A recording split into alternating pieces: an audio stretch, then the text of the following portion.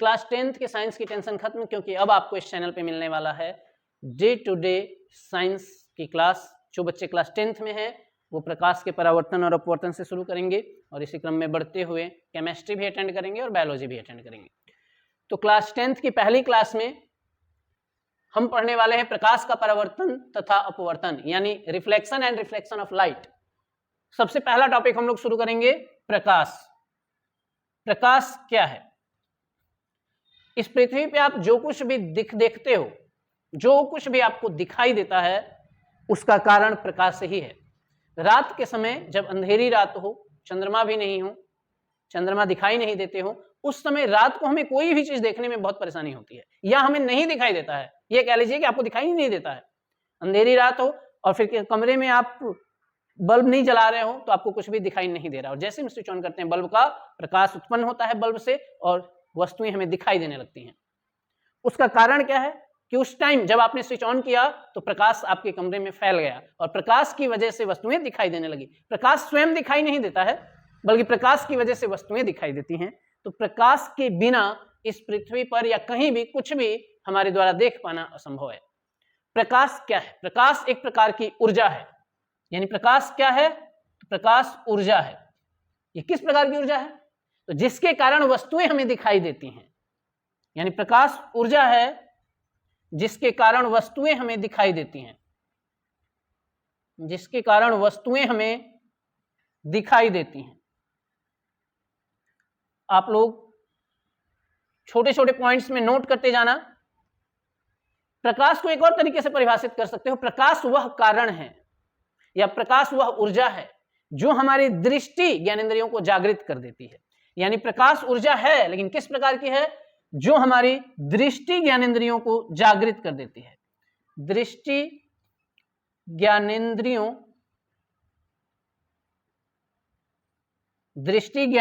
को जागृत कर देती है और वस्तुएं हमें दिखाई देने लगती हैं, यानी जगा देती हैं। जैसे ध्वनि क्या है? ध्वनि एक प्रकार की ऊर्जा है जो हमारे कान के इंद्रियों को, श्रवण इंद्रियों को जागृत कर देती है। उसी प्रकार से प्रकाश एक प्रकार की ऊर्जा है जो हमारे नेत्र की दृष्टि ज्ञानेंद्रियों को जागृत कर देती है। तो दो डेफिनेशन हुआ, प्रकाश वह कारण है जिससे हमें वस्तुएं दिखाई देती हैं, प्रकाश वह ऊर्जा है जिससे हमें वस्तुएं दिखाई देती हैं, या प्रकाश वह ऊर्जा है जो हमारे नेत्र की दृष्टि ज्ञानेंद्रियों को जागृत कर देती है। प्रकाश के कुछ विहेव हैं और कुछ ऐसी वस्तुएं हैं जिनके पास प्रकाश है, कुछ ऐसी वस्तुएं हैं जिनके पास प्रकाश नहीं है। तो पहले उन दो वस्तुओं को समझ लेते हैं जो प्रकाश के आधार पर वर्गीकृत हुई हैं, बांटा गया है जिन्हें।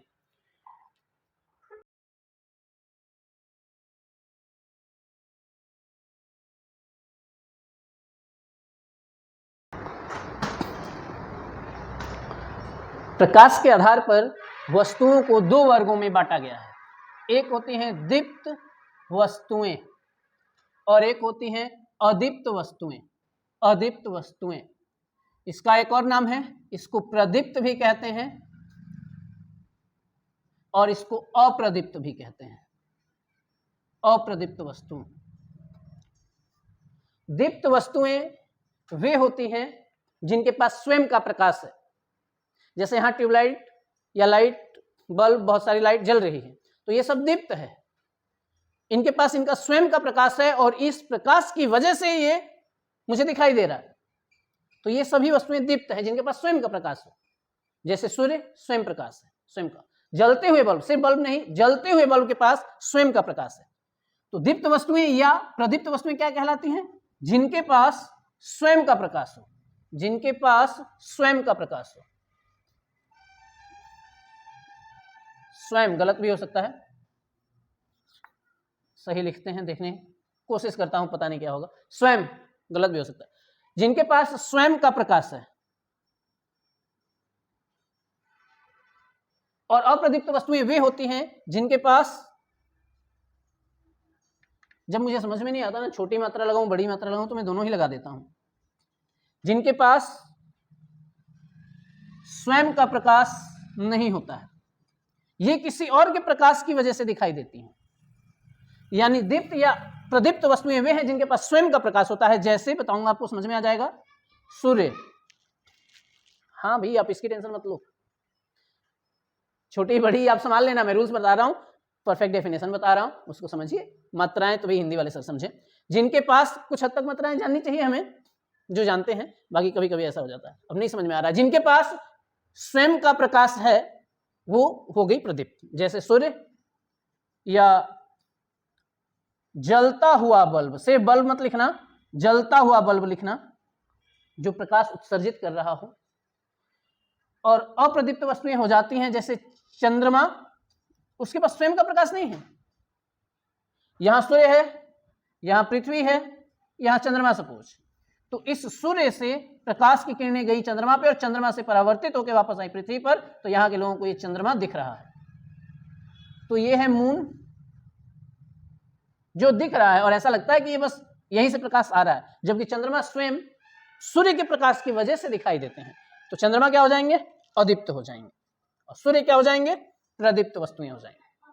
सूर्य के पास स्वयं का प्रकाश, पृथ्वी के पास स्वयं का प्रकाश नहीं है, तो ये भी अदीप्त हो गई। आपकी बुक जो आप पढ़ रहे हो वो क्या है?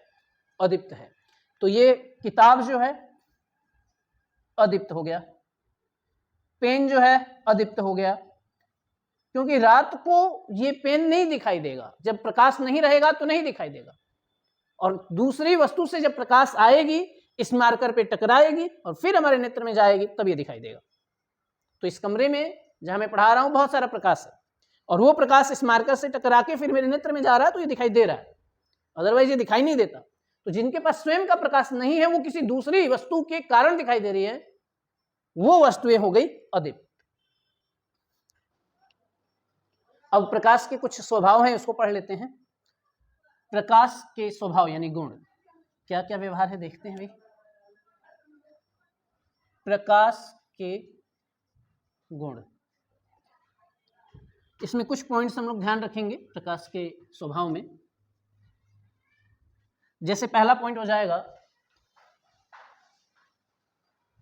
कि प्रकाश के कारण वस्तुएं दिखाई देती है, प्रकाश के कारण वस्तुएं दिखाई देंगी, वस्तुएं दिखाई देती हैं। प्रकाश स्वयं दिखाई नहीं देता है, वस्तुएं दिखाई देती हैं।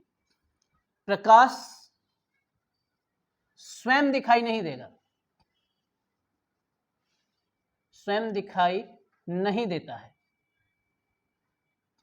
सेकंड ध्यान रखेंगे कि प्रकाश वैद्युत चुंबकीय तरंगों के रूप में चलता है, वैद्युत चुंबकीय तरंगों के रूप में चलता है। अब ये जो वैद्युत चुंबकीय तरंगों के रूप में चलता है, वैद्युत चुंबकीय तरंगे क्या है ये आगे समझेंगे हम लोग। अभी के लिए इतना समझ लीजिए कि जिन तरंगों को संचरित होने के लिए एक जगह से दूसरी जगह जाने के लिए माध्यम की आवश्यकता नहीं होती है, उसको वैद्युत चुंबकीय तरंग कहते हैं।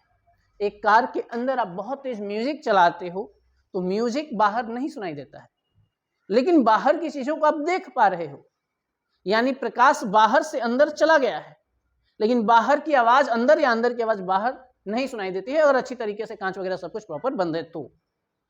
क्योंकि प्रकाश वैद्युत चुंबकीय तरंगों के रूप में आ रहा है तो उसको माध्यम की आवश्यकता ही नहीं है, और ध्वनि को माध्यम की आवश्यकता है। जब वायु के थोड़े बहुत कण कार के अंदर से बाहर या बाहर से अंदर आएंगे तब ध्वनि सुनाई देगी, ऐसा नहीं होता है। अगर अच्छी तरीके से हम बंद किए हुए हैं कार को तो अंदर की म्यूजिक अंदर ही बस सुनाई देती है, बाहर नहीं सुनाई देती है। हल्का हल्का वाइब्रेशन वगैरह आ रहा हो वो बात अलग है, लेकिन ढंग से सुनाई नहीं देता है। तो याद रखेंगे हम वैद्युत चुंबकीय तरंगों के रूप में, मतलब इसको माध्यम की जरूरत नहीं है, प्रकाश बिना माध्यम का ही चलता है।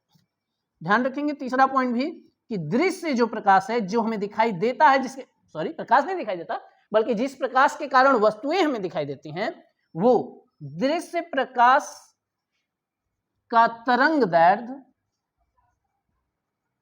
अब तरंगदैर्ध्य क्या है ये टॉपिक भी चलेगा, ये टॉपिक भी मैं सब क्लियर करूंगा अगली क्लास में। बस आप कंटिन्यू बने रहिए और वीडियो थोड़ा दूसरे बच्चों को भी शेयर करिए जो 10th की क्लास में हो, जो ज़्यादा से ज़्यादा पढ़ना चाहते हैं उनको भी बेनिफिट हो। यह दृश्य प्रकाश का तरंगदैर्ध्य 3900 एंगस्ट्रॉम से लेकर और 7800 एंगस्ट्रॉम तक होता है। इस रेंज में प्रकाश आएगा तभी वस्तुएं हमें दिखाई देंगी, और अलग अलग कलर भी दिखाई देंगे। जैसे 7800 से रेड शुरू होता है, तो इधर से रेड का घटता हुआ क्रम बिहेवियर के अकॉर्डिंग ही चलता है ये। इस पर डिस्कस किया जाएगा। अभी हम लोग सिर्फ प्रकाश का स्वभाव पढ़ रहे हैं, गुण पढ़ रहे हैं, तो तीसरा पॉइंट भी ध्यान रखेंगे। दृश्य प्रकाश का तरंगदैर्घ्य 3900 एंगस्ट्रॉम से 7800 एंगस्ट्रॉम के बीच होता है। यह भी ध्यान रखेंगे कि प्रकाश सीधे चलता है, सीधी रेखा में, प्रकाश सीधी रेखा में गति करता है, यानी सीधी रेखा में चलता है। इसी के कारण, प्रकाश के सीधे चलने के कारण ही प्रकाश के मार्ग में आने वाली वस्तुओं के प्रतिबिंब बनते हैं। अगर मेरा प्रतिबिंब कहीं कहीं आपको बोर्ड पर दिख रहा हो या आपका प्रतिबिंब आपके आसपास में दिख रहा हो, तो समझ जाना कि प्रकाश के सीधे चलने के कारण ही उसके मार्ग में जो वस्तुएं आ जाती हैं उसकी परछाई बन जाती है, प्रतिबिंब बन जाता है। यहां से प्रकाश ऐसे जा रहा है, यहां तो टकरा के रुक गया और आसपास वाले प्रकाश इससे गुजर गए, तो सामने उस दीवार पर बन जाएगा इसका प्रतिबिंब, परछाई। तो प्रकाश सीधी रेखा में चलता है, इसी के कारण इसका प्रतिबिंब बनता है। यहां कह रहे हैं तरंगों के रूप में चलता है। इस सेकेंड वाले पॉइंट में कहा प्रकाश वैद्युतचुंबकीय तरंगों के रूप में चलता है, और अभी हम लोग कह रहे हैं इस पॉइंट में कि प्रकाश सीधे चलता है। तो इस प्रकार प्रकाश की द्वैत प्रकृति होती है, यानी जब हमें आवश्यकता पड़ती है तो हम प्रकाश को सीधी रेखा में मान के टॉपिक पढ़ते हैं, और जब हमें आवश्यकता होती है तो हम प्रकाश को तरंग के रूप में टॉपिक पढ़ते हैं। प्रकाश में द्वैत प्रकृति है, जैसे आपका व्यवहार आपके दोस्त के साथ कैसा है और आपका व्यवहार आपके पिताजी के साथ कैसा है। दोनों लोगों के साथ एक व्यवहार नहीं हो सकता। जैसे आप दोस्त के साथ रहते हो वैसे ही आप अपने पिताजी के साथ नहीं रह सकते। हालांकि एक एज के बाद ये हो जाना चाहिए, पिता और पुत्र एक दोस्त की तरह जीवन व्यतीत करने लगते हैं, जो बहुत अच्छा लाइफ होता है। लेकिन अभी प्रेजेंट टाइम में आप 10th क्लास में हो तो आप अपने दोस्त के साथ, अपने टीचर के साथ और अपने पिता सबके साथ एक जैसा व्यवहार में नहीं रह सकते। अलग अलग लोगों के साथ आपका व्यवहार अलग अलग है। वैसे ही अलग अलग घटनाओं के साथ प्रकाश का व्यवहार अलग अलग होता है। कुछ घटनाओं में प्रकाश को सीधे रेखा में माना जाता है और कुछ घटनाओं में प्रकाश को तरंग के रूप में माना जाता है। तो ये प्रकाश की द्वैत प्रकृति होती है। अच्छा, और टॉपिक भी है 5वां, जैसे प्रकाश का परावर्तन होता है। क्या होता है? प्रकाश का परावर्तन होता है, प्रकाश का अपवर्तन होता है। और ये सब चीजें हैं क्या, तो यही चैप्टर में पढ़ना है कि प्रकाश का परावर्तन क्या है, प्रकाश का अपवर्तन क्या है, वर्ण विक्षेपण क्या है, ये सारी चीजें हमें पढ़नी है। तो प्रकाश का परावर्तन होता है, प्रकाश का अपवर्तन होता है। प्रकाश का एक और व्यवहार ये है कि प्रकाश निर्वात में भी चलता है, प्रकाश निर्वात में भी चलता है, और इसका जो चाल है, यानी इसकी जो चाल है वो 3 × 10⁸ मीटर प्रति सेकंड का है। किलोमीटर बदलोगे तो 3 लाख किलोमीटर प्रति सेकंड हो जाएगा, और मीटर में है 3 × 10⁸। यानी प्रकाश निर्वात में भी चलता है, वात में भी चलेगा, निर्वात में भी चलेगा, माध्यम से फर्क ही नहीं पड़ता, माध्यम की आवश्यकता ही नहीं इसको। हाँ, ठोस वस्तुएं आ जाएंगी तो पारदर्शी, पारभासी और अपारदर्शी माध्यम होते हैं इसके, अभी हम लोग वही डिस्कस करने वाले हैं।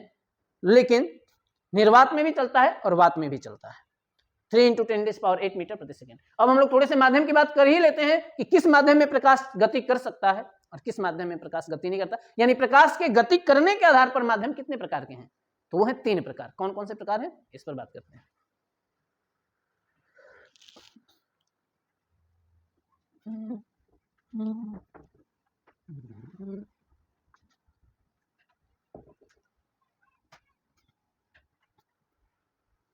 अरे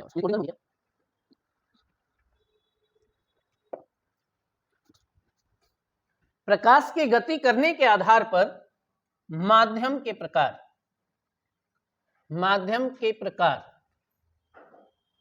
प्रकाश किस माध्यम में गति करेगा, किस में नहीं गति करेगा, ये देखिए। एक होता है पारदर्शी माध्यम, पारदर्शी माध्यम, ऐसे माध्यम जिसमें प्रकाश आर पार गुजर सकता है, पारदर्शी माध्यम कहलाता है। जैसे ये जल है और ये ऊपर वायु है, तो प्रकाश की किरणें जब वायु से जल में जाएंगी तो नो डाउट वो अपवर्तन की प्रक्रिया है, और अगर आप आगे टॉपिक पढ़ चुके हो तो दिमाग में तरह तरह की बातें चलेंगी। लेकिन अभी जो मेन मुद्दा है उस पर बात करते हुए टॉपिक आगे बढ़ेंगे, पूरा फिजिक्स क्लियर होता चला जाएगा। देखिए पारदर्शी माध्यम क्या है, प्रकाश की किरणें आई वायु से, जल के अंदर चली गई।